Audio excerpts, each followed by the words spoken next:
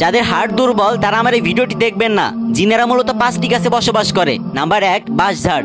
বাঁশঝাড় হচ্ছে জিনদের আস্থানা এবং বসবাসের প্রিয় একটি স্থান। নাম্বার 2, তাল গাছ। রাতের বেলায় একা একা কখনো তাল গাছের নিচ দিয়ে যাবেন না। যদি একান্ত যেতেই হয় তাহলে জোরে জোরে আয়তাল কুরসি পড়তে পড়তে যাবেন। নাম্বার 3, ছাতিম বা সরা গাছ। এই গাছেও জিনদের আনাগোনা থাকে। দিনের বেলায় জিনেরা সাপ হয়ে এই গাছের নিচে লুকিয়ে থাকে। নাম্বার 4, কদম গাছ। কদম ফুল দেখতে যতটা সুন্দর, এই গাছ তার থেকেও বেশি ভয়ঙ্কর। প্রতিদিন সন্ধ্যার সময় তারা সবাই এসে এই গাছের নিচে ভিড় করে। নাম্বার 5, তেঁতুল গাছ। তেঁতুল গাছের কাহিনী আমাদের সবারই জানা। গভীর রাতে তেঁতুল গাছের উপর কারা যেন এসে বসে থাকে। তাই কারো বাড়ি রাঙি নাই এসব গাছ না রাখাই উচিত। অনেকেই বলেন ভাই জিন বলতে কিছু হয় না। আরে ভাই, জিন বলতে যদি কিছু নাই হতো তাহলে আল্লাহ তাআলা কোরআন শরীফে সূরা জিন নামক একটা সূরা নাজিল করতো না। ভাই পুরা পৃথিবী মিথ্যা হয়ে যেতে পারে, কিন্তু আল্লাহর কোরআন কখনোই মিথ্যা হতে পারে না। তাই নিজেও সতর্ক থাকুন এবং ভিডিওটি শেয়ার করে অন্যকেও সতর্ক করুন।